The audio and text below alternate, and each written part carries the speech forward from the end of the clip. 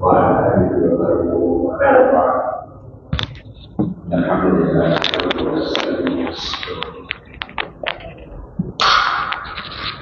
ونعوذ بالله من شرور أنفسنا ومن سيئات أعمالنا. من يهدي الله فلا مضل له ومن يضلل فلا هادي له. وأشهد أن لا إله إلا الله وحده لا شريك له وأشهد أن محمدا عبده ورسوله وبعد. barkanmu da sake saduwa a wannan masallaci na al-Imam Bukhari da ke unguwar Rijiyar Zaki a yau 22 ga watan Sha'ban shekarar hijira ta 1447 wanda ya daidai da 10 ga watan biyu shekarar miladiya ta 2026 inda muke gabatar da majalisi a cikin littafin Nabiyur Rahma wallafar Professor Muhammad Sani Umar Rijal Lemu hafizahullahu ta'ala. Wannan kuma shine darasinmu na 44. Zaman da ya gabata mun shiga a batun yadda manzon Allah sallallahu alaihi wasallam ya dinga kokarin ya ga cewa ya tallata da'awar musulunci ga kabilu daban-daban da kuma neman ya zamanto sun bashi mafaka sun kuma taimake shi, kasancewar ya ga cewa garin Makka ba za su karbi wannan da'awar ba, haka nan ma kuma gari na biyu ma shi ma garin Ta'if shi ma ba za su karbi wannan da'awar ba. Wannan dalilin ne ta sa manzon Allah sallallahu alaihi wasallam ya ga dacewar ya nemi wata mafaka, ya nemi wani wuri daban inda zai je ya kasance ya samu mafaka ya kuma samu kariya, wanda daga nan kuma sai ya dora daga inda ya ci gaba. Mun ga irin kokarin da ya dinga yi musamman ma lokutan taruwa, kasancewar Makka headquarter ce ta abin da ya shafi harkar kasuwanci da addini, to yakan ribaci lokutan da Laraba suke taruwa a wannan gari lokutan kasuwanci, musamman ma manyan kasuwanni da suke garin Makka, kasuwannin Ukaz, kasuwar Ukaz, kasuwar Dhil Majaz da kuma Mijanna da sauransu. Haka nan kuma yakan ribaci lokacin hajji, kasancewar nan ne duk wata kabila ma take zuwa hajji. Ya yi ta kokari ya ga cewa ya tallata musu wannan addini, sannan kuma ya kuma nemi kariya da mafaka daga gare su. Sai dai kuma duk da haka kafiran Makka nan ma ba su kyale shi ba, tare da cewa ba su yake kira ba, wasu daban yake kira, sun dinga bin sa suna kokarin su ga cewa sun lalata mai wannan kokari da yake yi ta hanyar bata sunan shi, ta hanyar yada mummunar propaganda akan manzon Allah sallallahu alaihi wasallam, ta yadda zai zamanto ba ma wanda zai saurare shi, ko kuma idan mutum ta kama ma ya saurare shi wato ma bai zai tasirantu da shi ba. Mun ga hanyoyin da manzon Allah sallallahu alaihi wasallam ya bi domin kaucewa wannan yaƙi na kafafen yada labarai na wancan lokacin da ake yakar manzon Allah sallallahu alaihi wasallam. Ya bi hanyoyi da dama, ta hanyar ya je ya samu kabila, ya je ya same ta a masaukinta inda take kafa da kafa, a madadin da yake kasuwa, da yake tsaya a kasuwa ko kuma inda dandalin mutane yake. Sannan kuma yakan je da daddare wurinsu lokutan da zai zamanto ba ma wanda ma zai ga zuwan nasa, ballantana har a samu wasu fitinannu su biyo shi su ce za su lalata mai wannan zaman. Haka nan kuma yakan kuma ɗauki abokan rakiya waɗanda za su tafi da shi. Wani lokacin yakan tafi da Abubakar Siddiq, kasancewarsa shine kusan kamar za a iya cewa kusan kamar kundin bayanan da'awar musulunci, shine zai ba da shawara wace kabila ce kamata a tunkara, wacce ce kuma bai dace a tunkare ta ba, saboda masani yadda yake da shi akan kabilun Laraba da kuma abin da za su iya da kuma abin da ba za su iya ba. Haka nan kuma idan ya je kuma yakan tattauna da su, ya kuma nemi cewa su ba shi kariya, su kuma taimake shi. In sun yarda za su yi haka, to sai kuma ya ji shin za su yarda za su yi hakan ko kuma za su yi hakan ba. Wannan kusan don yi magana akan wannan, mun ba da misalan wasu manyan kabilu da manzon Allah sallallahu alaihi wasallam ya je wurin su, kabilar Bani Kal, kabilar Bani Sa'sa, Amir ibn Sa'sa, kabilar Banu Hanifa da kuma kabilar Banu Shayban, wanda dukkanin su dai ba a cimma matsayin da ake so ba, sakamakon dukkanin su kowa sai dai ya saka sharadi. Galibi kabilun su yawanci sukan saka sharadi ne cewa to idan an yi nasara to kuma su ma suna da nasa kasan a cikin nasara, wanda dukkanin su sun fahimci cewa wannan da'awa ce wacce ba iya wa'azi za ta takaita da shi ba, ba kuma iya masallatai bane ba ko kuma wasu wurare. Da'awa ce wacce dole sai ta zamanto ita ce take da madafun iko a hannunta, kuma za ta mamaye Laraba zama kuma ta ma kuma kafa daula. Wannan dalilin ne yasa tun a wannan lokacin aka samu wasu masu hangen nesa, amma kuma hangen nesa bai musu amfani ba, inda suka dinga kafa wasu sharuɗa na cewa lallai sai dai idan an samu roman, abinda suke tunanin romo ne idan aka samu to kuma su ne za su kwashe wannan roman. Amma manzo Allah sallallahu alaihi wasallam bai amince ba, saboda duk wanda zai karbi addinin Allah ko kuma wanda zai shiga tafarki na gaskiya to bai kamata ya sa sharadi ba. Rasin sanya sharadin da zai to wannan shi ke nuni ga cewa ba da gaske yake ba. Za a iya kai wani mataki ya ja da baya ya ce bai zai iya ba, ga karshe ya jefa da'awar a cikin matsala. Sai kuma Banu Shayban waɗanda su kuma suka kuma saka sharadin cewa to za su taimake shi, amma kuma ba ga kowa da kowa ba. Za su taimake shi a iya abinda zai fuskanta daga Larabawa, amma kuma banda Kisra da daular Farisa, wanda manzon Allah ya gode musu ya kuma ce musu kuma sai dai kuma babu wanda zai iya tsayuwa akan wannan addinin sai wanda zai kare shi ta dukkanin bangarorinsa. So wannan shine kusan tattaunawa da aka yi kafin ya haɗu da al-Ansar, wato al-Khazraj, al-Aus wal Khazraj. Mun ga wasu darussa na tattaunawa da manzon Allah, na wannan yunkuri da manzon Allah sallallahu alaihi wasallam yayi na ganin cewa ya samu kabilun da za su rungumi da awarsa su kuma bashi mafaka. Mun yi darussa kusan wajen guda hudu. Mun ga yadda Quraisha suka tashi tsayin daka ganin cewa sai sun yaƙi da'awar manzon Allah sallallahu alaihi wasallam a mataki na ɗaiɗaiku da ko mataki na jama'a na ganganko. Sannan ko mun ga darasi na biyu, ko mun ga yadda mai da'awa zai fuskanci kalubale iri-iri, don haka wajibi ne a gare shi ya zamanto ya samar wa kansa da wannan. Sannan kuma mun ga haduwar manzon Allah sallallahu alaihi wasallam da waɗannan kabilun, ko da ko bai shigar da su musulunci ba, to amma akalla ya sa musu wasu tambayoyi, ya kuma sa musu shakka akan abin da suka yi imani da shi, wanda kusan ba su taɓa tunanin cewa wannan abin akwai kokonto a kansa ba. To iya ko shi kansa wannan shi ma wata nasara ce, ko ba kuma ya girgiza musu abin da suka daɗe suna tafiya akai, iyaye da kakanni kuma ba ma su taɓa ba tunanin akwai wani abu na kuskure a tare da shi ba. Sannan kuma mun ga yadda manzo Allah sallallahu alaihi wasallam ya kasance baya sakaci da wata dama. Duk wata dama da ya gani to yana tashi yana kokari ya ga cewa yayi amfani da ita. Duk inda yake ganin cewa akwai wani haske, akwai alamun cewa za a iya dacewa, yakan tashi ya shiga ya ga cewa ya yi kokarin samun biyan bukata, wanda wannan yana nuna mana jajircewar manzo Allah sallallahu alaihi wasallam. Mutum ne wanda yake a tsaye, mutum ne wanda bai san kasala ba ko kuma sanyin jiki ba. Yana da kuzari, sannan kuma yana kuma da jajircewa wajen ganin cewa ya isar da sakon da Allah subhanahu wataala ya dora masa, wanda wannan darasi ne ga duk wani shugaba ko kuma duk wani mai son kawo gyara ko canji, shi ma ya kasance haka. Da haka ne zai zamanto abin da yake kokarin ya aiwatar, hakan ne zai zamanto an samu kyakkyawan sakamako. Sai kuma darasi na biyar, wanda anan ne zamu tashi, yace al-bahthu an ma'wan wa mahdanin lid-da'wati tahtami bihi hatta takuna hurratan taliqa, وذلك في تتبع الناس وتقصد مواقعهم ومنازلهم. يجي البحث عن مأوى ومحضن للدعوة تحتمي به. نيما ودعوة وني مفكا دكما وني ورندا زأر غميتا وندا ذات كاري كنتا حتى تكون حرة طليقة دومن تكسنشي انتشياتي كما سككيا. وذلك في تتبع الناس وتقصد مواقعهم ومنازلهم. Wannan kuma ta hanyar bibiyar mutane da kuma neman inda suke da kuma masaukansu. Wannan shine darasi na biyar wanda mai littafin ya ciro mana a cikin wannan kissa ta manzon Allah sallallahu alaihi wasallam.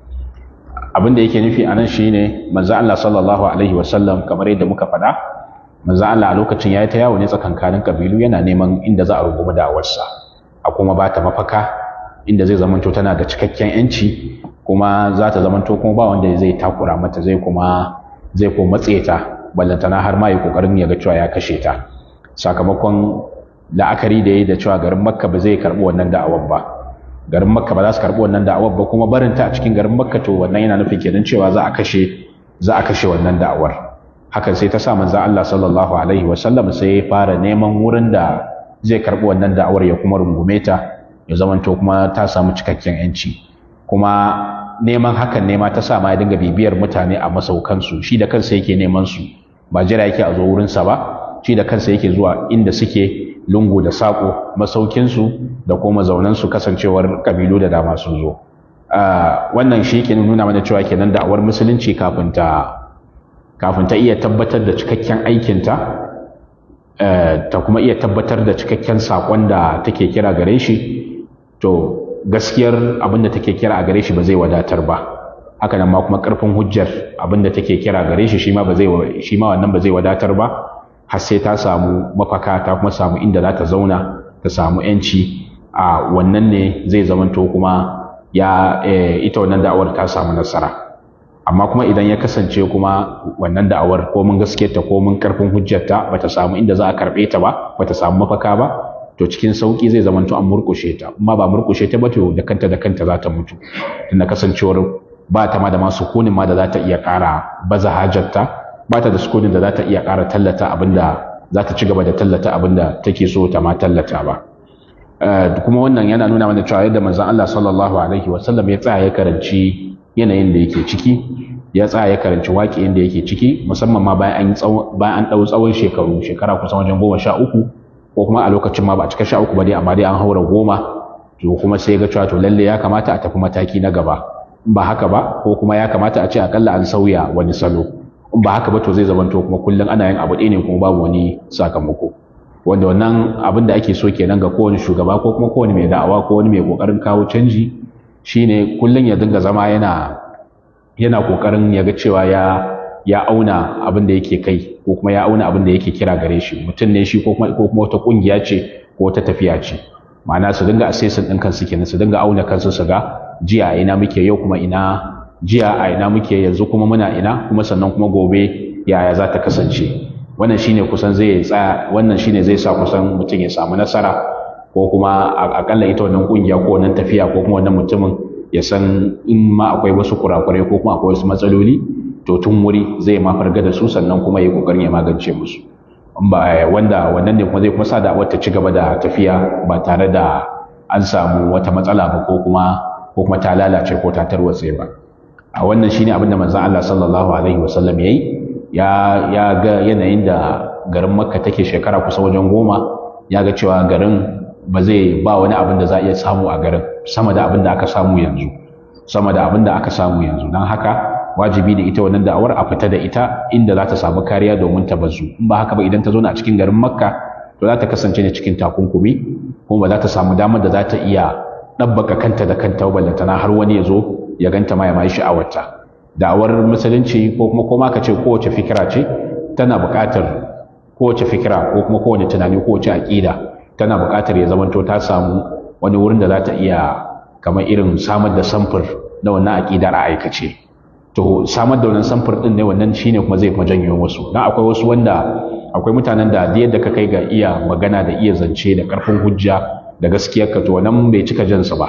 Amma kuma idan kuma suka ga kuma an zo ana aikata abin a aikace, suka ga abin a ƙasa, to wannan yakan ja su zuwa ga wannan tafiya ko kuma zuwa ga wannan abin da ake kira gare shi. So dan hakan ta sa manzon Allah sallallahu alaihi wasallam ya ga cewa to lalle ko dole sai an canza salo, sai an nemi wuri, in ba haka ba to karshe za a ta zama ne ana zagaye wuri ɗaya babu wata natija, kuma karshe har lokaci ma, tunda lokaci ba a hannunsa yake ba, kuma ba san me gobe za ta haifar ba. Don haka wannan darasi ne ga masu da'awa, kan cewa kowane mai da'awa ko kuma kowane mai kokarin kawo gyara ya tsaya ya dinga bibiyar abubuwan da ya a baya, sannan kuma ya kuma bibi halin da yake ciki yanzu, ya kuma yi kokarin ya ga cewa to ya kuma gobensa za ta kasance. Sannan kuma daga kuma cikin abin da zamu yi la'akari da shi anan shine manzon Allah sallallahu alaihi wasallam ya yi kokari ya san abin da yake ƙasa, ya yi kokari ya ga cewa ya ga abin da yake faruwa a ƙasa, wanda wannan shi ma darasi ne ga ko wani shugaba ko wani mai da'awa ko ma wane ne ma, ko ma wani bangare yake a rayuwa, bangaren siyasa ne, bangaren karantarwa ne, tarbiyya ne, kasuwanci ne, da ma duk sauran bangarori da dama, shine mutum dole ya bambance abin da yake ƙasa da kuma abin da kuma yake so. Akwai abin da mutum yake so yake fata, akwai kuma abin da kuma yake faruwa a ƙasa, yake gudana yanzu. Bai zaman to lalle abin da mutum yake fata yake so ba shi ke wakana a ƙasa ba. Idan mutum ya kasa bambance su, to kuma zai lissafi mara kyau kuma sannan kuma ya je ya ma ɗauki wasu matakai waɗanda suke ba su ya dace ba, wanda kuma kila ma zai iya kawo ƙarshen abin da yake ƙoƙarin ya ga cewa ya yi kira gare shi. Don haka wajibi ne ga mai da'awa ya bambance tsakanin abin da yake ƙasa, abin da yake wakana a bayan ƙasa, ya tsaya ya kalle shi kallo na daidai na basira, sawa'an ya birge shi ko ba birge shi ba, ya tsaya ya fahimce shi sosai, ya buɗe zuciyarsa ya fahimce shi,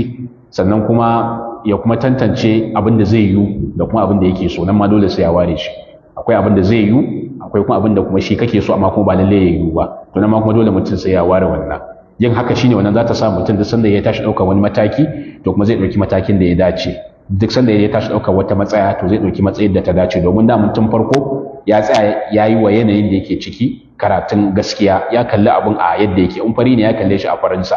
don haka to kaga zai iya gina sakamako akai, sai kuma ya kuma duba ya ga mai zai yiwu ba wai abin da yake so ba. Yana son wani abu, wannan shine abin da zai zo a gaba shi, amma kuma abin da zai yi kuma wannan sai duba kuma ya ga shin cewa wannan abin da yake so din zai yiwu ko bai zai yiwu ba. In bai zai yiwu ba to sai abin da zai yiwu, ko da ko ba shi bane abin da yake so din ba. Wannan shine. In kuma baki ne yanayin da yake ciki to ya kalle shi a bakinsa, wanda wannan ne za ta sa ya ma ɗauki matakai da ko magunguna waɗanda za su magance wannan bakin. Kada abu ya kasance baki ne shi kuma ya zo ya dinga masa kallon fari, sannan kuma ya faɗo matakan da ya kamata ya ɗauka akan fari. Misali kamar mutum ne ba shi da lafiya, a zuwa ce malaria ce da shi, to amma shi kuma baya son a ce malaria ce da shi, sai ce a shi bai daba shi typhoid ne da shi. Daga nan kuma sai ya ɗaukar maganin malaria ya je yana shan maganin typhoid. Kaga anan ba za a samu kyakkyawan sakamako ba, saboda tun farko reality din abin da yake kasa din bai tsaya ya kalle shi da kyau, ballantana ya ɗauki matakan da suka dace. Wannan fahimtar wannan shine kusan zai bawa duk wani ma mai duk ma bangaren ma rayuwa mutum fahimtar wannan ne za ta sa mutum ya samu nasara. Bangaren kasuwanci ne, bangaren tarbiyya ne, abin da ya shafi bangaren da'awa da siyasa, wanda wannan kusan sun ma fi hatsari, saboda wataƙila bangaren kasuwanci ko bangaren tarbiyya kila wannan in mutum ya rasa ko ya kuskuren ɗaukar matsayin da ta dace, to kila abin zai takaita ne a kansa ko kuma wasu 'yan tsiraru. Amma abin da ya shafi bangaren mulki, bangaren da'awa, wannan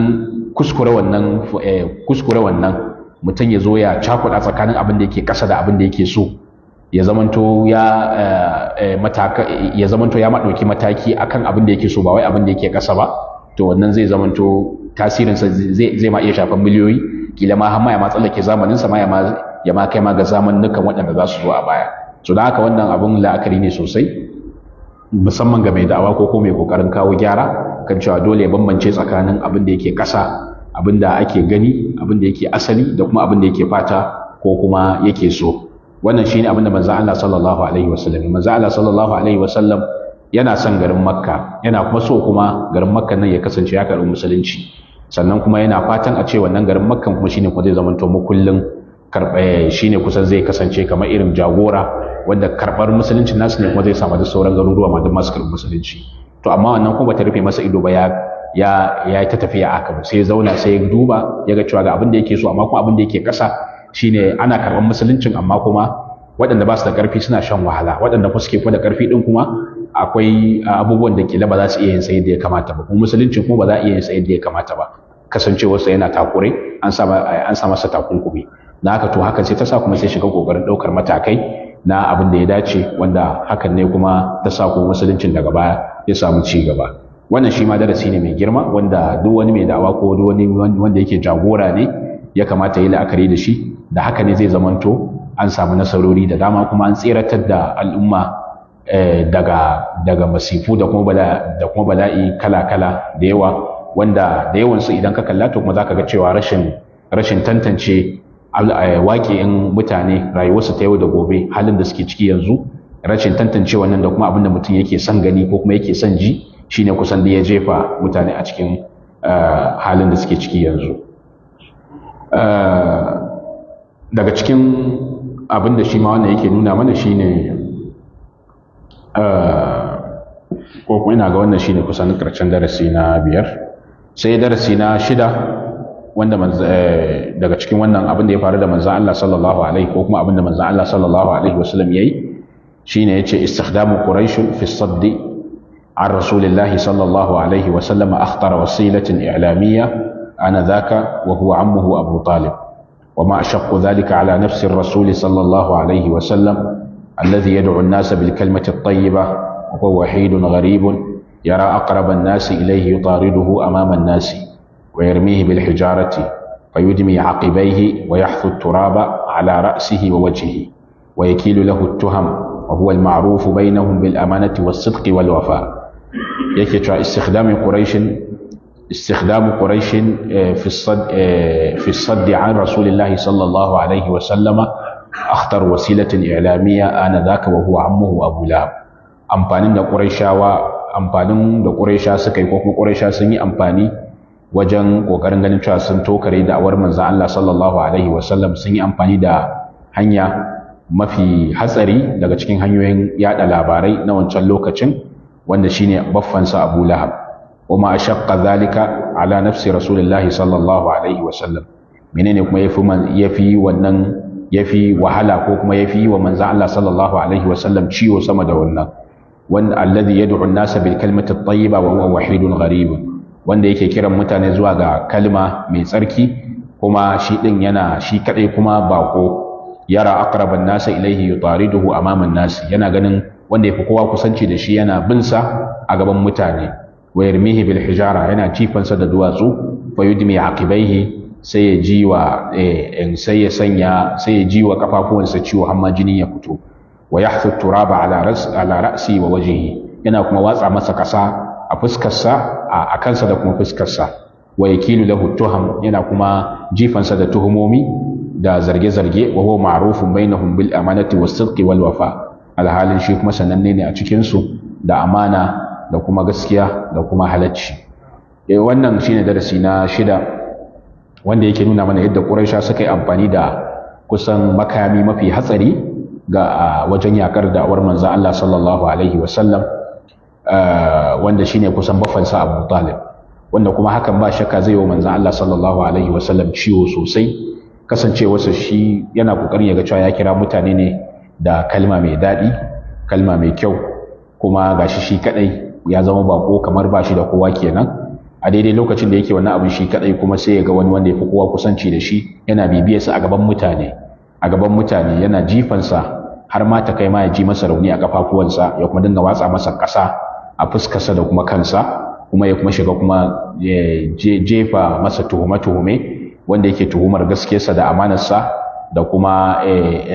kuma halayensa, wanda wannan ba shakka dole zai wa manzon Allah sallallahu alaihi wasallam ciwo a daidai lokacin da akalla kuma bai ma ba shi kariya ba, to akalla ya ja gefe ya shiru, kada ya zamanto ya tozarta shi a matsayinsa na dan uwansa mafi kusanci da shi. To amma kuma hakan bata yi ba, sai zamanto kuma Abu Lahab da shi aka dinga amfani wajen kokarin bata da'awar manzon Allah sallallahu alaihi wasallam. Wanda anan abin da zamu gani shine anan Qurayshawa sun gane cewa fuskantar da'awar manzon Allah sallallahu alaihi wasallama gaba da gaba, ko kuma a ce fuskantar ta, kalubalantar ta da hujja, sun gano cewa wannan ba su da riba a ciki, za su yi asara a ciki, kasancewar idan manzon Allah ya kasancewar ya yi kira zuwa ga wani abu, to ba su da bakin da za su iya fitowa su yi martani akan wannan abu. Idan ya ce abu kaza mai kyau ne, ba su da bakin da za su iya fitowa su ce wannan abun mara kyau ne, saboda babu wata hujja wacce za ta gamsar da mutane. Haka nan kuma idan ya ce kuma abu mara kyau ne, ba su da wata gamsasshiyar hujja wacce za su iya gamsar da mutane cewa wannan abun mara kyau ne. Kuma da yawa akwai mutanen da a shirye suke su karɓi gaskiyar, musamman ma baki waɗanda masu duk ma ba su san me ke faruwa a garin Makka ba. Su duk wannan rigingimu na kabilu da menene wannan duk ba su da tasiri, ba su san wannan ba. To hakan sai ta sa sai Quraysha suka ga cewa to hanya da ya kamata su bi shine su ba hanyar da zai zama to sun bata masa suna, sun kuma bata kuma abin da yake kira gare shi, shine hanya mafi sauki, tunda dai ba za su iya karawa da abin da ya zo da shi ba za su iya kawo hujja ko kuma su kawo wani tunani ba wanda zai rusa wannan, to bari su ba hanya mafi sauki, shine kokarin bata manzon Allah sallallahu alaihi wasallam da kuma bata abin da ya zo da shi. Kuma sai suka yi amfani da baffansa Abu Lahab, wanda kaga zai zamanto abin kamar shine kusan mafi hatsari, saboda kusancin Abu Lahab da manzon Allah sallallahu alaihi wasallam, wannan zai tasiri akan wanda zai saurari haka din. Idan ya kasance manzon Allah sallallahu alaihi wasallam ya fito gaban mutane yana kokarin ya fadakar da su, ya kuma kira su zuwa ga musulunci, a kuma gefe guda kuma ga wani baffansa wanda yake dan uwan mahaifinsa kenan, bai ba shi kariya ba, amma kuma ya zo kuma shi ke ma karyata shi ke jifansa, shi ke watsa masa kasa, to kaga wannan dole zai tasiri sosai akan su masu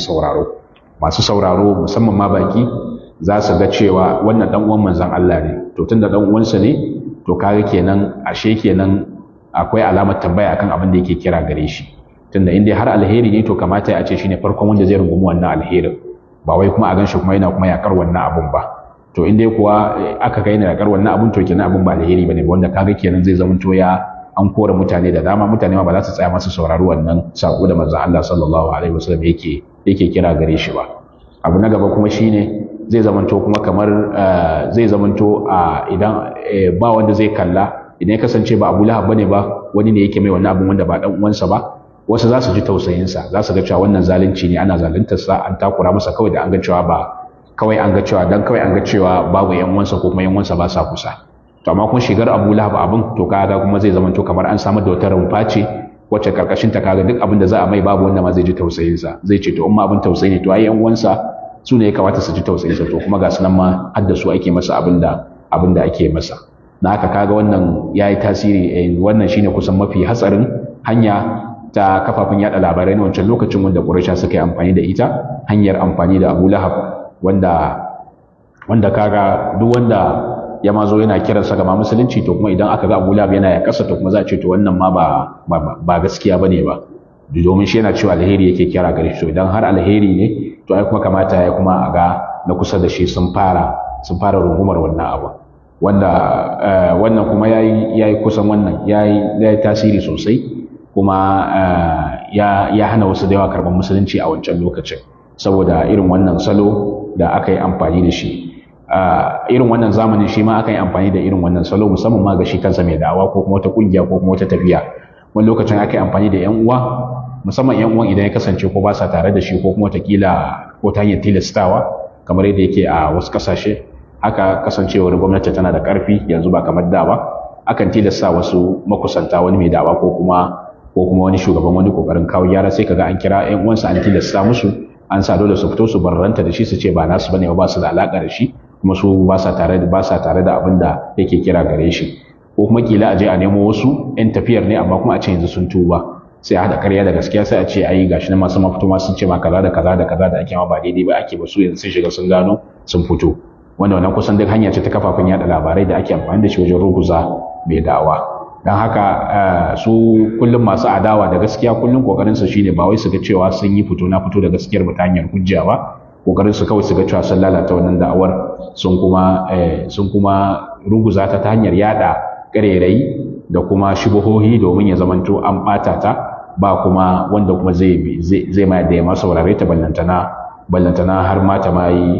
mai tasiri a ma cikin sa ba. Da haka shi yasa ake so shi duk wani wanda ya ga ana wata da'awa ko kuma ana wani kira to kuma ba kada ya saurin la'akari da jawabin da wasu makusanta za su fara faɗa, ko kuma wasu waɗanda ake ganin cewa 'yan tafiyan ne amma yanzu sun batta, kada ya saurin la'akari da wannan, ya fara bibiya ya ji abubuwan da suke faɗa shin hujja ce da gaske ko kuma kawai dai shaci faɗi ne kamar yadda su Abu Lahab suke. Domin Abu Lahab ya zama to kamar wata makaranta ce ta abin da ya shafi kamar irin yaƙi da gaskiya ta hanyar hanyoyin kafafin yaɗa labarai.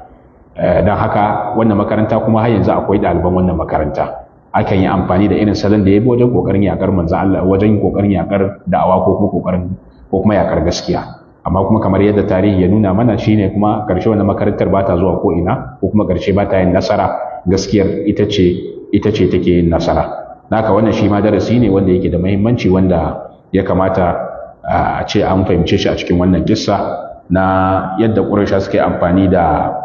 masu mai yada, suka yi amfani da mafi hatsarin hanyoyin kafafen yada labarai wajen kokarin ganin cewa sun kawo ƙarshen da'awar manzo Allah sallallahu alaihi wasallam, amma kuma ƙarshe kuma ba su yi nasara ba. Ƙarshe kuma shi nasara, ƙarshe Abu Lahab da mutanensa kuma duk sai zama to ma babu su, sai dai ma idan an ambace su a tarihi a dinga tsinarsa ana Allah wadai da su. Da'awar musulunci kullun yaduwa take kuma ba tare da an iya tunkarar ta ba. Darasi na gaba kuma shine yace thiqatur rasul sallallahu alaihi wasallam bi nasrillahi lahu ja'alatu la ya'as wa la yamal. Yadda da manzon Allah sallallahu alaihi wasallam yake da ita da nasara Allah, wannan ta saka cewa baya gajiyawa baya kuma kosawa. Wa yad'abu fi nashr ad-da'wati فهذه قبيلة ترده وتلك لا تستمع إليه وأخرى تقول قومه أعرف وأعلم به. yake cewa kuma wannan kuma bata sa kuma yayi kasa da gwiwa ba wajen yada wannan da'awa, sai kaga wannan kabila sai ta mai da shi ma'ana take karbar sa kenan, wata kuma take sauraron sa, wata kuma tace mutanen sa ai sune suka fi kowa sanin sa, dan haka shaidar mutanen sa ita ce abin la'akari a irin dai propaganda dai su da ake da su Abu Lahab da wanda kaga wannan kuma bata sa ko manzon Allah sallallahu alaihi wasallam yayi kasa a gwiwa ba, saboda ya san cewa nasara Allah subhanahu wataala ya masa alƙawarin nasara, kuma dan haka kuma dole wannan alƙawarin sai ya cika, domin ya san cewa Allah subhanahu wataala baya saba alƙawari. Yadda da Allah ko kuma a ce aminci da Allah ko kuma yadda da Allah subhanahu wataala shine kusan kashin bayan aikin kowace da'awa. Kuma ita da'awa ba kawai mutum ya zauna bane ya tsara ba, sai dai kuma ana buƙatar mutum ya yadda cewa lalle Allah subhanahu wataala zai bada nasara, kuma sannan kuma dole ne kuma ya kuma san sunnonin canji, sunnonin Allah subhanahu wataala wanda yake kawo su lokacin da canji zai wakana. Dan haka duk wata sunna idan ta faru da shi to kuma ya san cewa wannan yana daga cikin hanyar gyara ko kuma farashin gyara ko kuma sunnonin da Allah subhanahu wataala ya kaddara cewa duk wani wanda zai kokarin kawo gyara ko faɗin gaskiya to ga abin da zai faru da shi. Kuma sannan kuma wajibi ne kuma ya san cewa kuma ita nasarar ba lokaci guda take zuwa ba, nasarar takan zo ne da kaɗan har ta taru ta zamanto wani abu. Manzo Allah sallallahu alaihi wasallam zamu ga cewa nasarar da ya samu ba lokaci guda ya samu wannan nasarar ba, sai dai kuma ta kuma dinga zuwa masa ne a hankali. Tun yana garin Makka, nasarar farko da ya fara samu shine shi kansa ma yadda da addinin ma da ma isar da addinin. Ya yi nasarar isar da addinin ba tare da wani ya ci nasarar danne shi ba, sannan kuma ya kuma samu nasarar samun kariya har tsawon shekara 10, ya kuma yi nasarar janyo wasu manya-manyan jigajigai waɗanda suka taimaki da'awar kuma suka zamanto kuma ginshiki a ita kanta wannan da'awar. Haka nan kuma ya yi nasarar samuwa da sahabbansa da waɗanda suka imani da shi mafaka a can wani gari wanda mushrikai sun ta kokarin su ga cewa sun dawo da su ko kuma an halakar da su a can, amma abin bai yiwu ba. Haka nan zamu ta ganin nasarar manzon Allah sai karuwa take, amma a hankali har ya kai matakin da ya zamanto ya samu masu imani da shi a masu kabilu daban-daban, wanda duk wanda ya imani da shi kuma sai tafi kabilarsa kuma ya je ta kiranta zuwa ga addinin musulunci, wanda da yawan su kabilansa sun karɓi addinin musulunci. Sannan ma kuma bugu da ƙari ya ci gaba da samun nasara ta hanyar ma labaransa sun bazu a cikin kusan duk kasashen Larabawa a lokacin da an san shi gaba daya. Sannan ma kuma nasara ta gaba kuma shine kuma da ya samu a lokacin har ya janyo al-Aus wal Khazraj suka karɓi musuluncin, yayi nasara, yayi hijira, daga hijira kuma ya zo ya fara kokarin nasarar kafa daula, ya zo ya nasara yakin Badar, Uhud, haka dai har ƙarshen rayuwarsa ne. Sai daga baya ƙarshen rayuwarsa daga nan kuma nasarar ta kammala sosai, ta cika 100%, har aka kai matakin da Allah yake cewa ra'aitan nasu yadkhuluna fi dinillahi afwaja. A lokacin da kaga mutane suna shiga addinin Allah suna jama'a gangan ku zuga. So dan haka wannan shike nuna mana kenan cewa nasara ba lokaci guda take zuwa 100% ta ba, tafiya take a hankali. Wani abu mutum gwargwadon iya aikin mutum da kuma yadda kuma ya kuma jajirce da kuma yadda ya kuma yarda da Allah, to haka nasara za ta dinga zuwa a hankali, mataki zuwa mataki. Dan haka mutum ba a so ya zamanto ya yi saurin kosawa ko kuma ya saurin gajiyawa ko kuma ya karaya ko kuma ya fara raki cewa har yanzu nasara ba ta zo ba. Nasara ba lokaci guda take zuwa ba, takan zo ne a hankali. Wani lokacin ma sai ma bayan rayuwar mutum, wani lokacin ma sai bayan wasu shekaru da dama, wasu in kana karanta wasu tarihan wasu al'amura waɗanda suka faru, sai kaga nasarar ba ta samu ba ko kuma asalin gyaran bai samu ba tukunna ko canjin bai samu ba sai bayan wasu shekaru, shekara 50-60, wani lokacin ma shekara 100, sai a lokacin ne abin yake kammala. Da haka abin da ake so ga mutum shine ya tsaya tsayin daka akan tafarkin da yake kai, kada ya ce zai sauya ko zai canza saboda ya kosa wannan nasarar ta zo masa. Kasancewar muna zamanin da mutane suna saurin gajiyawa, ana saurin karaya, kuma ana auna nasara ne ga sakamakon da za a gani yanzu nan. Muna auna nasara ne da abin da za mu gani yanzu nan, abin da ake cewa sha magani yanzu, warke yanzu, irin wannan ne. So na haka wannan sai haifar da mutane wannan saurin karaya ko kuma saurin jin cewa har yanzu shiru babu wani sakamako. Na haka a wannan zamanin musulmi yana buƙatar ya ƙarfafa yaddarsa da kuma imaninsa da cewa lallai Allah subhanahu wataala zai bada nasara, kuma sannan kuma wannan nasara za ta zo komin daɗewa. me yasa saboda daman can yayi imani cewa inna Allaha ala kulli shay'in qadir, cewa Allah subhanahu wataala mai iko ne akan komai, kuma sannan kuma yayi imani da cewa innal amra kulluhu lillahi, cewa dukkanin al'amura suna hannun Allah subhanahu wataala. Haka nan kuma sannan yayi imani da cewa innama amruhu idza arada shay'an an yaqula lahu kun fayakun, cewa lamarin ubangiji idan har ya so wani abu to kuma yakan ce masa kawai kasance ne sai ya kasance. Haka nan kuma ya yi imani da cewa innal arda lillahi yurithuha man yasha wal aqibatu lil muttaqin. Innal arda lillahi yurithuha man yasha'u min ibadi wal aqibatu lil muttaqin, cewa lalle ita kasa ta Allah ce, yana gadarwa wanda ya ga dama daga cikin bayansa, kuma sannan kyakkyawar makoma ga masu tsoron Allah ne. Kuma sannan kuma zai ƙara yadda da Allah da cewa kuma ba wani abin da zai gagara Allah, saboda ya san cewa inna Allah ya san cewa huwa shadidul mihal, cewa Allah subhanahu wataala mai tsananin ƙarfi ne, ya kuma san cewa kuma yana kuma da ƙarfi, yana da buwaya, ba wani abin da zai iya gagararsa, domin ya san cewa lalle Allah subhanahu wataala yana da sojojin sama da ƙasa, walillahi junudus samawati wal ard, cewa lalle yana da sojojin sama yana kuma da kuma sojojin ƙasa. Kuma sannan kuma ya san cewa Allah subhanahu wataala ya haɗa tsakanin ƙarfi da kuma izza, wa kana Allahu qawiyyan aziza, lalle Allah subhanahu wataala ya kasance mai karfi ne, mai izza. To wannan ne ta sa shi yasa bayan Allah salihai suke ƙara yarda da Allah, suke kuma ƙara amincewa da shi ko mun tsananin da za su shiga, ba sa taɓa karaya, ba sa taɓa kosawa, saboda daman sun riga sun san shi, sun kuma san waye Allah. Kuma daman kamar yadda Allah yake cewa innama yakhsha Allah min ibadihi ulama, cewa wanda yake tsoron Allah shine daga cikin bayansa shine waɗanda suka kasance malamai ne, masana ne. Ya ma'ana iya sanin mutum ga Allah, iya tsoronsa, iya kuma yarda da yaƙinin da yake da shi da Allah subhanahu wataala. Idan muka duba za mu ga cewa a lokacin da ake shiga wani hali mafi tsanani, to za mu ga cewa su bayan Allah salihai su a wannan lokacin kuma suke kuma ƙara kuma nuna cewa lalle sun yarda da Allah, babu kuma abin da kuma zai same su kuma sai abin da Allah ya kaddara musu, kuma sannan kuma lalle su ne lalle nasara za ta zo. Annabi Musa alaihi salam kusan misali ne akan wannan, lokacin da banu Isra'ila sanda Fir'auna ya biyo su yake kokarin ya cin musu, a lokacin su ga ruwa a gaban su, ga kuma Fir'auna da sojoji a bayan su, wanda a wannan lokacin duk wani ma'auni da zaka lissafa, duk wani ma'auni na duniya a wancan lokacin nunawa yake kawai cewa banu Isra'ila karshen su ya zo, babu inda za su je. A wannan lokacin inda za a hasko abin a yau, duk wani mai fashin baki, duk wani masani, duk wani expert, babu wanda zai ce maka banu Isra'ila za su tsira a wannan lokacin. To wanda hakan ne ta sa masu da kansu suka ma fara cewa inna la mudrakun, lalle tabbas za a riske mu. Sai annabi Musa yake ce musu kalla inna ma'i rabbi sayahdi, yake cewa a'a lalle ubangiji na yana tare da ni kuma zai shiryar da ni. A wannan lokacin da kusan zaka yi cewa probability yin nasara ta su 0% ne, amma kuma a lokacin shi annabi Musa yake da tabbacin 100% cewa lalle akwai nasara tana zuwa, wanda Allah subhanahu wataala kuma ya kuma tseratar da su ta hanyar saukar da wata mu'jiza, wanda wannan mu'jiza ta yi sanadiyar tseratar da su da kuma halakar da Fir'auna gaba daya.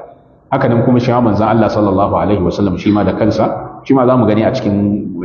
cikin tarihinsa, a cikin sirarsa, irin wannan yanayin da dama, yanayin da duk wani mai lissafi ko kuma duk wani mai tunani ko mai hangen nesa ko mai hasashe in ka zaunar da shi zai ce maka wannan kawai ba wata nasara, daga nan an gama. To amma a wannan lokacin ba za ka ga manzon Allah shi kuma a wannan lokacin yake da yaƙini. Lokacin da ya dawo daga garin Ta'if kamar yadda muka yi,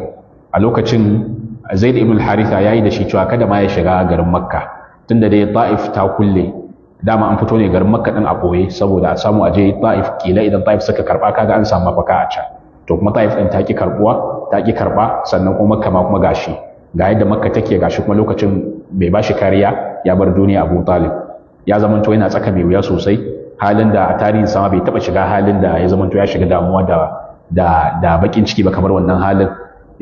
Kamar yadda Aisha ta rawaito daga shi bakin manzo Allah sallallahu alaihi wasallam. To amma a wannan lokacin duk da irin wannan yanayi da yake ciki, Zaid ibn al-Haritha yake ce masa kawai kada ya shiga garin Makka, kawai ware ya je wani wurin, ya samu wani wuri kawai ya zauna ya tabautawa Allah. Sai manzo Allah kuma sai yake ga masa cewa a'a ai shi duk da haka ai Allah ya masa alƙawarin nasara, kuma ya san cewa Allah subhanahu wataala ba zai bar shi ba. Wanda kuma kaga a wannan lokacin shi kadai ne ya ma kasa shiga garin Makka, amma kuma ji yake Allah subhanahu wataala sai ya bashi, tunda Allah ya masa alƙawari to lalle ko Allah zai cika masa. A kuma ƙarshe kuma ya shiga garin Makka, ƙarshe ma ya mai nasara gaba ɗaya, ya zama tuma garin Makka ma ya ma dawo karkashin sa. hakanan kuma akwai hadisai da dama wanda manzo Allah sallallahu alaihi wasallam yake ishara da haka lokacin da ake garin Makka sahabbai suke fuskantar kalubale sosai musamman ma marasa rauni ta hanyar azabtarwa da kuma tilasta wasu har aka ma kai ga ma kashe su a wannan lokacin wasu daga cikin sahabbai kamar yadda hadithin Khabbab ibn al-Arat ya zo daga wanda Bukhari ya rawaito cewa sun zo sun samu manzo Allah sallallahu alaihi wasallam yana lullube da wata alkabba a gaban Ka'aba inda suka zo suka same shi suke ce masa me zai hana ya roƙa musu Allah me zai hana ya nema musu nasara a wurin Allah kasancewar suna cikin wani hali ne matsananci nan manzo Allah sallallahu alaihi wasallam nan kuma sai ya gaya musu halin al'ummomin da suka gabace su na irin azabar da masu kama fuskanta amma nan bata sa sun kosa ba ko kuma sun karaya ba a ƙarshe sai manzo Allah kuma sai ke faɗa musu cewa wallahi la yatimanna hadha al-amr hatta yasira ar-rakib min sana'a ila hadramaut la yakhafu illa Allah wadh-dhi'ba ala ghanamihi walakinnakum tastajilun yake cewa na rantse da Allah lalle wannan lamarin sai ya cika yana nufin musulunci kenan har sai ya zamanto matafiyi zai tafiya tun daga garin Sana'a zuwa Hadramaut baya tsoron kowa sai Allah sannan kuma kyalkeci akan ragunansa sai ke cewa sai dai ko mutane ne waɗanda kuke gaggawa ma'ana yana ga musu cewa yaddarsa da Allah ya yi imani cewa lalle lokacin zai zo lokacin da musulunci zai zamanto ya buwaye ko ina wanda hakan shine zai kawo aminci da zaman lafiya wanda zai sa su yanzu nan su da suke garin Makka suke wasan ɓuya da kafaran Makka za zo lokacin da musuluncin zai mamaye ko'ina tun daga Makka Muhammad zuwa Yaman har ta kai matakin da mutum zai yi tafiya tun daga garin Sana'a zuwa Hadramaut garin Sana'a zuwa Hadramaut kusan tafiya ce wacce kusan ta kai kilomita 750 kusan zai kama ko zuwa ma 800 zai kamar daga nan ka ce misali daga nan zuwa Lagos to mutum zai irin wannan tafiyar wanda tafiya ce a kafa ba mota ba kuma tafiya ce ta kwana da kwanaki zai yi amma kuma hankalinsa a kwance ba wani abin da yake jin tsoro ballantana ma ya ma shiga takura ko wani abu so sai karshe sai ke ci musu kuma sai dai kuma kuna gaggawa ne wannan yana nuna mana yadda manzon Allah sallallahu alaihi wasallam yake da yadda da alƙawarin Allah ya kuma amince da Allah subhanahu wataala wanda har karshe kuma ya zamanto ya samu nasarar haka nan a sulhul hudaybiya wanda zamu zo a nan gaba mu gani lokacin da aka kulla wannan sulhu wanda sahabbai da dama a wannan lokacin sun ga cewa wannan yarjejeniyar da aka yi sharɗan da aka kafa kusan suna ƙwarar musulmi ne kusan suna cutar da musulmi ne kuma za su ba musuluncin matsala amma manzon Allah sallallahu alaihi wasallam da kansa yake ga musu cewa inni rasulullah wa lan yudayyani cewa ni manzon Allah ne kuma Allah kuma ba zai taba tozarta ni ba kuma ƙarshe Allah bai tozarta shi din ba ana yin wannan sulhun ya sanadiyar musuluntar ninkin waɗanda suka musulunta tun daga farkon musulunci har zuwa wannan lokacin wannan sulhu ƙarshe kuma ya mai sanadiyar buɗe ma garin Makka haka nan hadisin Adi ibn Hatim wanda lokacin da ya musulunta sai manzon Allah sallallahu alaihi wasallam kamar yadda a wata riwaya manzon Allah sallallahu alaihi wasallam yake ce masa wakila abin da yake hana ka karɓar musulunci shine talaucin da kake gani tare da ma'abota wannan addini wata riwayar kuma shine ya zo na gaban manzon Allah sallallahu alaihi wasallam sai wani mutum ya zo wa manzon Allah yana koka masa game da talauci wani kuma ya zo yana kuma koka masa akan rashin amincin hanya cewa mutum zai tafiya amma kuma ba shi da aminci sakamakon abin da zai iya tarawa na yan fashi da kuma masu sace mutane sai manzon Allah sai yake ga Adi sai yake ce mata har ra'aitul hira yake cewa ka taba ganin garin Hira sai Adi yake ce masa lam araha walakin wa qad umbitu anha ban ganta ba amma kuma an bani labarin ta garin Hira babban gari ne wanda shine kusan kamar babban birnin Laraba wanda yake nan kasar Iraki a wancan lokacin gari ne wanda kusan zaka iya cewa kamar irin wata turai ne a wurin Larabawa yadda irin mu a nan ake misali da kasashen turai to haka nan to su ma Larabawa su ma wancan lokacin su ma suke misali da wannan garin wajen kyansa da tsarinsa da kuma yawan jama'arsa da kuma hada-hadar da ake a garin sai manzon Allah kuma sai yake gaya masa cewa fa in talat bika hayatun la tarayanna adh-dha'inata tartahilu min al-hira hatta tatufa al-ka'ba la takhafu ahadan illa Allah yake cewa lalle idan rayuwa ta yi tsawo da kai zaka ga mace za ta yi tattaki tun daga garin Hira har ta zo nan garin Ka'aba har ta zo nan Ka'aba ta yi dawafi ba ta tsoron kowa sai Allah subhanahu wataala, wanda kaga wannan zai nuna maka irin amincin da za a samu kenan a nan gaba. Aminci ne wanda mace ma ba ma namiji ba, mace za ta yi tattaki tun daga garin Hira har zuwa garin Kaaba. Tafiya tsakanin garin Hira zuwa garin Kaaba kusan ya kai kilomita kusan wajen 1,200 da wani abu. Idan tafiya ce irin ta da, tafiya ce wacce za a yi wata a hanya, to amma za a kai wannan lokacin kamar yadda manzon Allah yake gaya masa. Sai shi Adi din yake faɗa a maransa, sai yake ma faɗin cewa to kuma a wannan lokacin kuma ina yan fashin kabilar Tai'u, kabilar sa kenan. Akwai wasu yan fashi sosai a nan kabilar sa waɗanda kusan suke tara hanya, wanda kusan duk sun addabu kowa. Sai ke cewa to ina suke a wannan lokacin. Daga nan kuma sai manzon Allah kuma sai ke ce masa wala in talat bika hayatun la tuftahanna kunuzu Kisra. Yake cewa idan har rai yayi tsawo da kai, to lalle za a bude taskokin Kisra. Sai yake cewa qultu Kisra ibn Hurmuz, irin yana mamaki. Kisra dai dan Hurmuz din a lokacin, Kisra babban wanda ne, su ne kusan masu mulkan duniya a wannan lokacin. Misali kamar a yau ne, misali mutumin da yake zaune a wannan unguwa, ba ma wannan gari ba ko wannan kasa, a wannan unguwa kuna zaune, wani sai ce maka ai nan da wani dan lokaci kaɗan za mu buɗe taskokin shugaban China ko kuma shugaban Rasha. Kaga dole mutum zai ma girgiza. To nan sai yake faɗa, yake cewa Kisra ibn Hurmuz, manzon Allah ya ce masa Kisra ibn Hurmuz. Sai yake ce masa wala in talat bika alhayat la tarayanna ar-rajula yukhrij bil akaffihi min dhahabin aw fidda yatlubu man yaqbaluhu minhu fala yajid ahadan yaqbaluhu minhu. Yake cewa idan kuma rayuwa kuma ta yi tsawo da kai, zaka ga mutum ya fito da cikon hannunsa na zinare ko kuma azurfa, yana neman wanda zai karba daga gare shi, amma kuma ba zai samu wanda zai karba ba, domin a lokacin kowa ya wadata, kowa yana da kuɗin da ma in kama bashi ma wata zakka ko wani sadaka ma ba zai karba, domin yana da shi ma bai san inda zai yi da su ba. A ƙarshen hadisin, hadisi ne mai tsawo, a ƙarshen hadisin sai Adi yake ma bada labari, yake cewa fara'aitu dha'ina tarhalu min al-hira hatta tatufa al-ka'ba la takhafu illa Allah. Yake cewa sai kuma gashi kuma an zo lokacin naga wata mata ta yi tafiya tun daga garin Hira haka har ta zo har garin Makka, har ta yi dawafi da Ka'aba, ba ta tsoron kowa sai Allah, ma'ana tana cikin aminci kenan. Yake cewa kuntu fi man iftataha kunuz Kisra ibn Hurmuz, ina kuma cikin waɗanda kuma suka kuma bude taskokin Kisra ibn Hurmuz, wanda hakan ta faru ne a zamanin Umar radiyallahu anhu, lokacin da aka yakin Qadisiyya, aka kuma bude garin Madain karkashin jagorancin Sa'd ibn Abi Waqqas. A lokacin sahabbai suka bude taskokin Kisra ibn Hurmuz, wanda suke cike da dukiyoyi iri-iri, kudade ne, zinare ne, abubuwa ne na kayan alati ne daban-daban. Haka kuma duk suka tattara su ba tare da kwabo ya ma bace ba, suka tattara suka aika Umar ibn Khattab, wanda a lokacin har ma Umar ma ya ma dinga mamakin amanar waɗanda suka kawo mai wannan abin, saboda dukiya ce mai bala'in yawa, dukiya ce wanda ya taso cikin talauci ma ba zai iya ganin wannan dukiyar ta wuce ma ba tare da ma ya ma dan fisga ba, musamman ma ana cikin yaki ma, sannan wani ma zai dauka ma ba lalle ma an sani ba. So ma'ana duk wani dai shika-shikan dai da dai zai sa dai a dai dan zara ma, amma ba a zara ba, amma aka kawo Umar radiyallahu anhu, wanda har ma ya dinga mamakin yawanta da kuma amanar mutanen da suka kawo wannan, har ma yake cewa inna qauman la addu ilayya hadha la umana, lalle mutanen da suka aiko mun da wannan lalle amintattu ne. Sai Aliyu yake ce masa ai abin da yasa suka zama amintattu saboda kai ma amintacce ne, da ce kai ba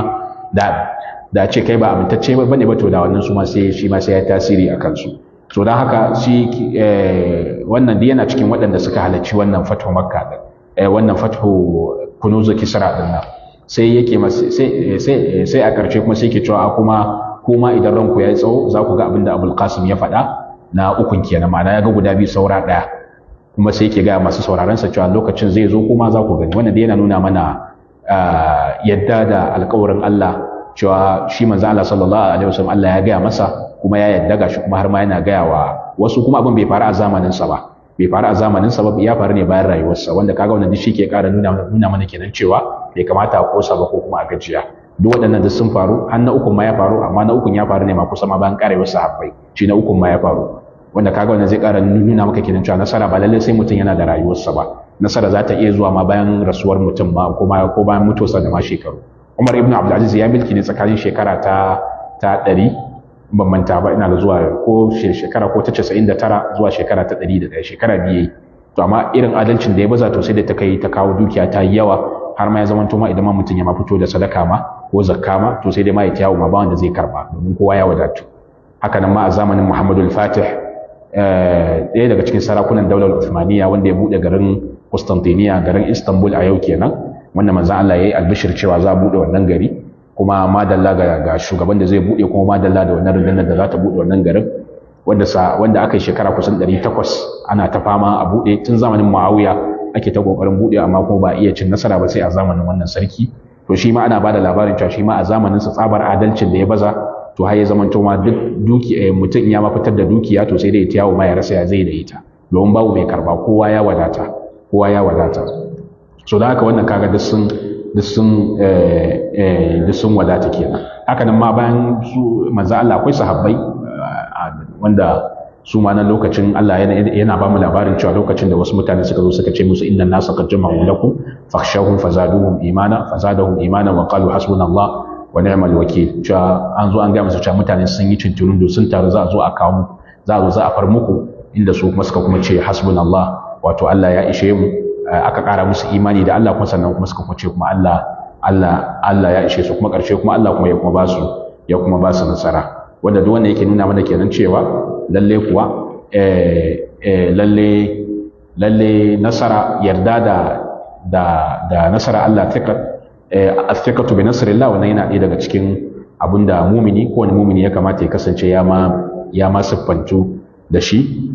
Kuma Allah subhanahu wataala ya yi alƙawarin samar da nasara da dama a cikin ayoyi da dama. Inna la nansuru rusulana wal ladina amanu fil hayatid dunya wa yawma yaqumul ashhad wa laqad sabaqat kalimatuna li ibadina al mursalin innahum lahumul mansurun wa inna jundana lahumul ghalibun. Da sauran ayoyi da dama wanda Allah subhanahu wataala yake faɗin cewa lalle ya alƙawarin nasara. Dan haka abinda mu'mini ya kamata su yi to shine kuma kada ya zamanto sun kosa ko sun gajiya, ya kasance kuma abinda ya kamata su yi to kuma shine kuma kawai da su tsaya su yi aiki. Ita nasara za ta zo sawa'an da ran mutum ko kuma mutum ba shi da rai. Idan mutum ya ji lahira, Allah ba zai tambaye shi me yasa bai yi nasara ba, sai dai kuma Allah zai tambaye shi ya aka yi bar wannan tafarkin, ya tsaya a wannan tafarkin ko kuma bai tsaya akan wannan tafarkin ba. Akan wannan ne Allah zai tambaye mutum. Amma nasarar ta zo, wannan Allah ba zai tambaye ka ba cewa me yasa baka yi nasara ba. Dan nasara a hankali take zuwa, ta kama iya ma zo kasancewa ma a bayan karshen rayuwar mutum. Wannan shine kusan a takaice game da wannan darasi na 7 wanda zamu dakata anan insha Allah ta'ala, sai da mun dawo sai mu karasa sauran darussa da wannan kuma sai bayan azumi insha Allah ta'ala, sai bayan sallah kenan. Wa subhanakallahumma bihamdika ashhadu an la ilaha illa anta astaghfiruka wa atubu ilaik. Wassalamu alaikum wa rahmatullahi wa barakatuh.